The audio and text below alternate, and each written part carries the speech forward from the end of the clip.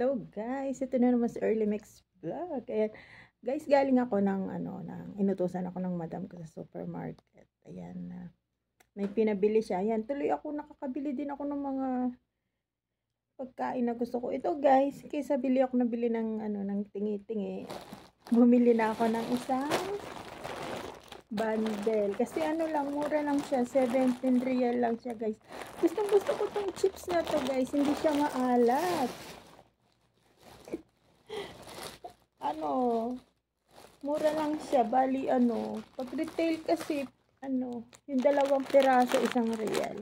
Gusto ko siya. Hindi ako naalatan dito. Ayoko naman ng maalat. Ayoko na manghang sa mga chips. Ito yung, simula nung natutunan ko to, mura pa.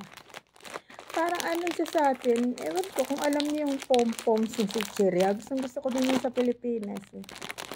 Ganito naman niya guys. Natatawa ako doon sa bilihan, una binibili ko, lang, 10 pieces, ganun.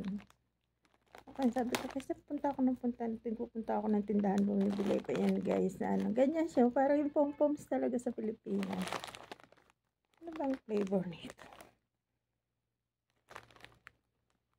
Basta, masarap siya, hindi siya maalat.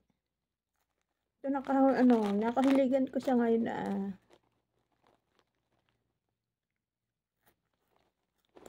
ganyan lang yun.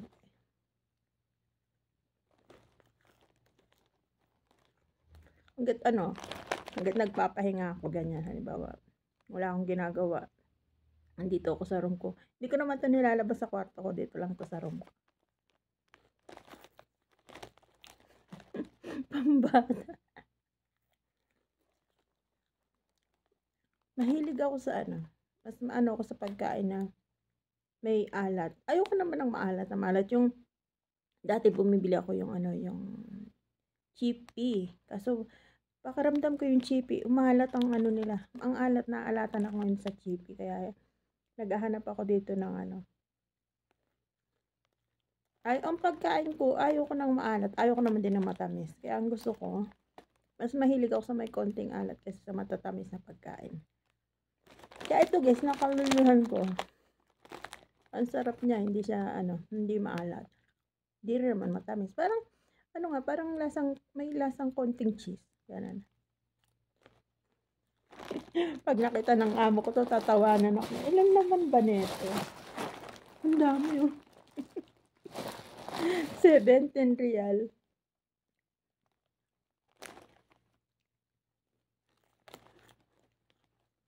Ay, sabi nung dahil kabiruan ko na yung dun, yung sa cashier.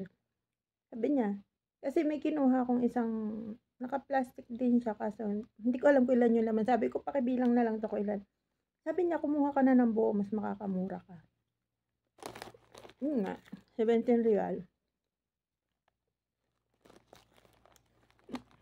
Natatawa ako pag uwi ko, bit-bit ko isang plastic na, ito nga, si Cheria. Buti tulog yung amo ko na ipasok ko agad sa kwarto ko. Hindi nga makikita.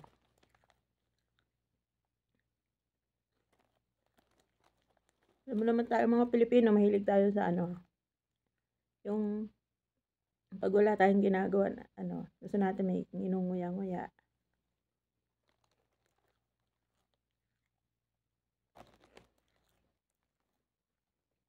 Ganyan ako ngayon dito sa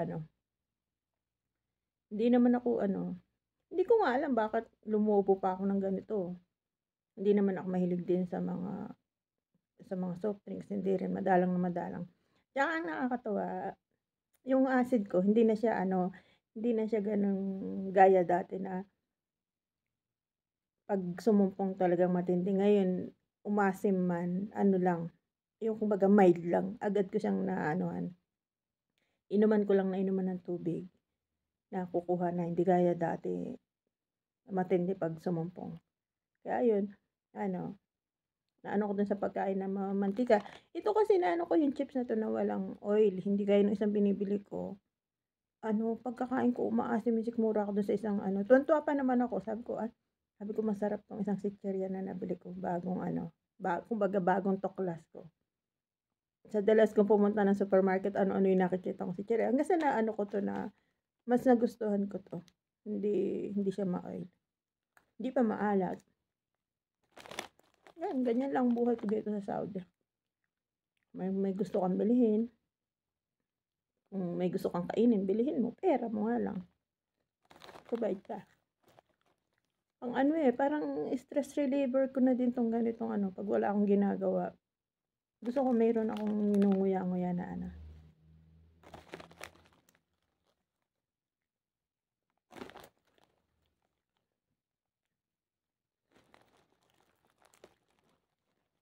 Para hindi mag-isip ng kung ano ng problema.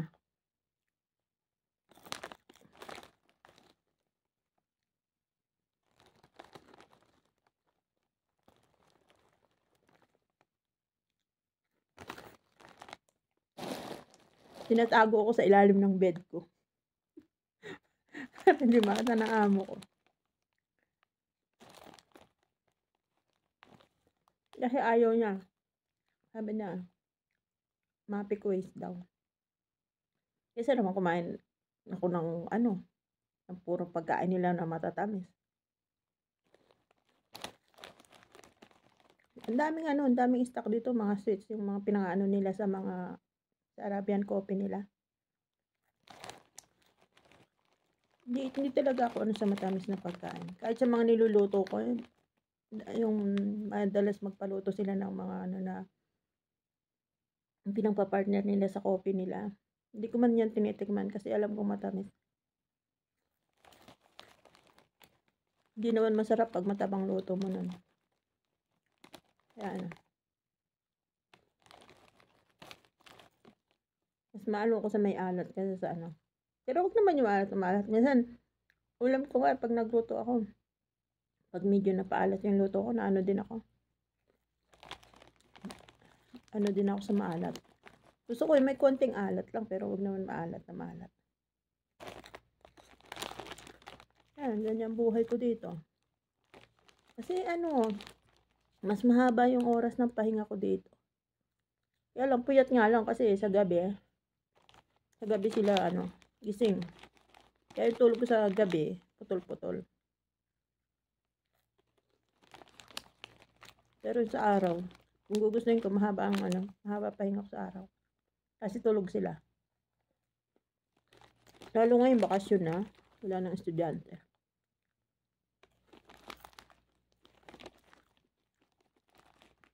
Nasa akin na lang talaga ako magpupuyat ako. Ay, magpupuyat kung di ako matutulog ng araw.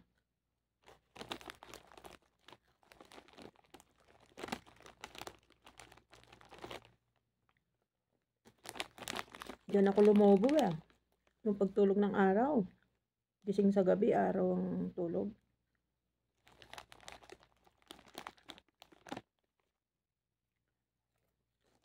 Anihin nyo guys, ang kain dito hindi gaya ng kain ko sa Pilipinas. Mas malakas akong kumain sa Pilipinas.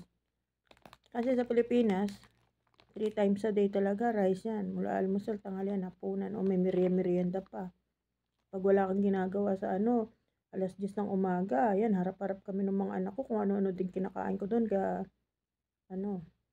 Tapos may merienda pa sa hapon.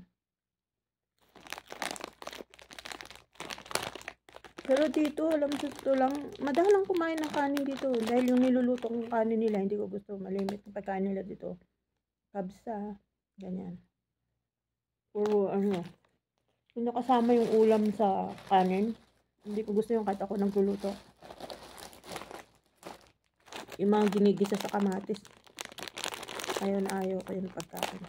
Biryani yun. Favorite yung biryani. Kasi yung biryani ko, hindi, yung kanin niya parang parang plain lang. Di gaya yung original na biryani, talagang nakamix din yung chicken sa kanin.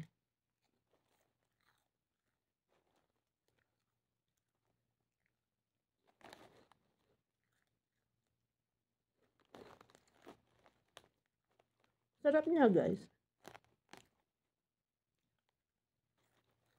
Mura pa. Ano ko ilan naman isang bago.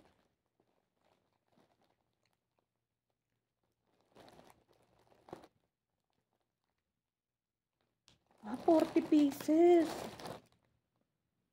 nakatipid pala ako ng ₱3. Nakasave ako ng tatlong ganito. Isang pack na ganito.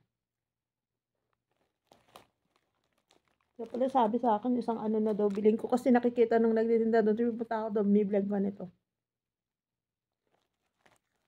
Nakasave ako ng ₱3. Bale, 6 na pack na ganito.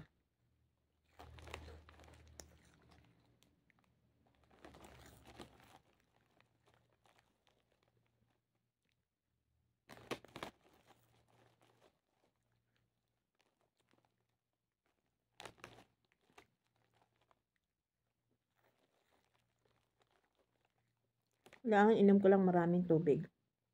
Pagkakain mo ng mga ganito na chichirya, inom maraming tubig.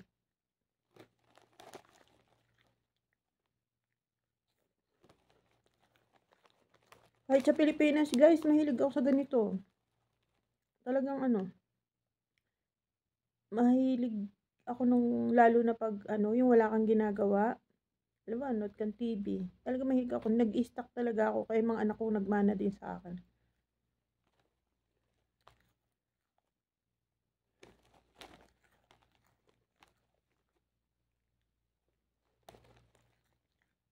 Magalang lang naman yata ang Pilipinong hindi mahilig sa ganito, no?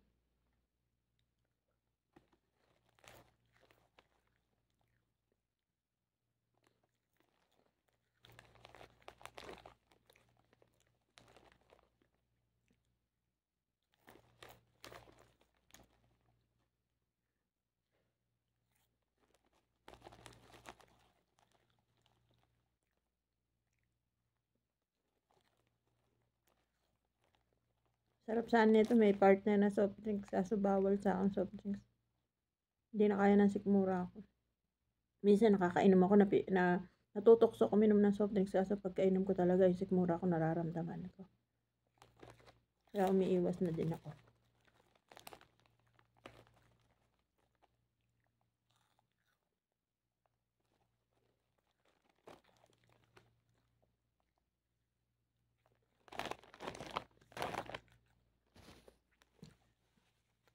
So, paano guys? Kain na naman sa early mix vlog. Till my next vlog, ingat tayong lahat. Bye-bye.